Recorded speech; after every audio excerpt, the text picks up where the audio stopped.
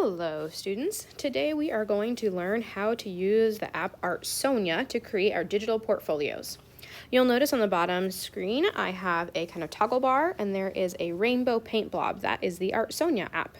You can also search for it using the search tool by swiping down just there. You'll also see it's one of my suggestions because I've been using it recently. But back on our main screen, we'll go ahead and click that. Okay, I'm already logged in here, so I'm actually going to log out real quick so you can see that process. Okay, so quit here. Okay, so you should be at this should be the screen that you'll come to the first. If not, you'll just backtrack just like I just did. So you'll choose artist because that's what you are, the blue one in the middle, artist. Then you're going to log in to class portal, the first button on the top in the middle, the light blue. You'll use our access code, which is posted on the board.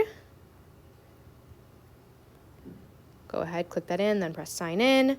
Then it says which grade are you in. You can go by grade, but I also just like to do all students, and then you can kind of search for yourself.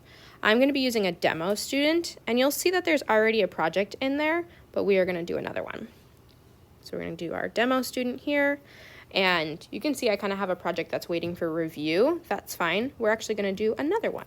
So right here it says projects, and what this student has been assigned is the pinch pot project. So I'm going to go ahead and do the plus mark here, and kind of gives you some basic instructions, making sure that once your work is complete, you'll take a picture of it and submit it along with the artist statement prompt, making sure to use black or colored paper as a backdrop to limit the distractions. Okay, so we'll use the plus mark on the bottom right now. And it says confirm submission. You have already submitted artwork to this project. Are you sure you want to add another one? So that's totally fine. Sometimes you might have multiple submissions, so this is a good thing to see. So we're going to go ahead and click OK. And then you can either take a new photo or video if you haven't done it already, or you can import it from the photo library. I've already taken a couple pictures, so I'm going to import from photo library. Here I can kind of scroll through, see what I need to add. I'm going to do this pinch pot here. Okay, and it brings you to kind of an editing screen. Now, right now it's giving you the standard crop, which you can go ahead and move that around. Then in the middle, there's kind of a perspective crop. So if your work was kind of tilted or something, that might be useful. Or if you want the whole photo, you can just use the no crop option. I'm going to zoom in a little bit to my pinch pot here by toggling with my finger. And then there's also a rotate option here too in the middle if you need it.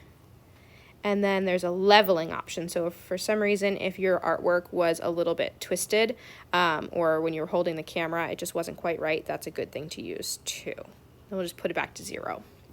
Then once that's all good, you'll use the top right button. It's in the orange kind of yellowish bar at the top right near where our battery is. Okay, and that's where we're gonna press next.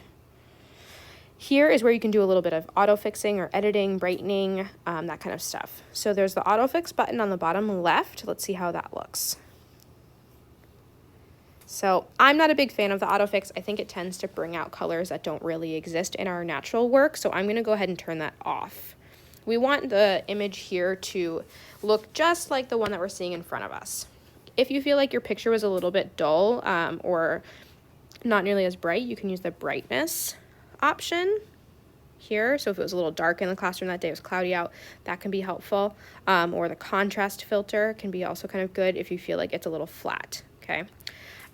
If you're taking a picture of a pencil drawing or charcoal, something where we've been using black and whites and grays, you can go ahead and click the grayscale option, but we wouldn't want to use that on anything that's colored, okay? And then there's on the last thing to notice is this blur button here on the bottom right. This is great if you have any personal information on there or your last name. We would want to go ahead and blur that out, and then you would apply the blur. That's the bottom right here, the little blue button there. Okay, we don't need to do that, so I'm going to go ahead and clear it, and then I'm going to top right again, submit. It's looking pretty good. Takes a second. We're going to title our artwork. We're going to call this one Miss Piggy. Very original. Okay, hopefully you do better naming your artwork than I just have. Again, we're going to use the submit button on the top right. And then here is where you're going to submit your artist statement. So there are a couple different prompts there, and you can choose how you want to organize it, if you want to do a paragraph or bullet points, whatever works for you and your writing style, as long as you are answering the questions completely. Okay, I am not going to write out these. I'm just going to write test, test, test.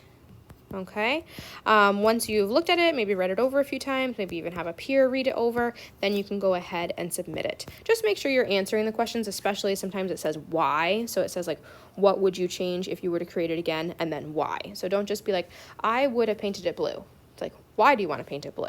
And then kind of give me a little bit more information so I can understand what's in your beautiful brain. Okay, so that being said, we're going to hit submit again, top right.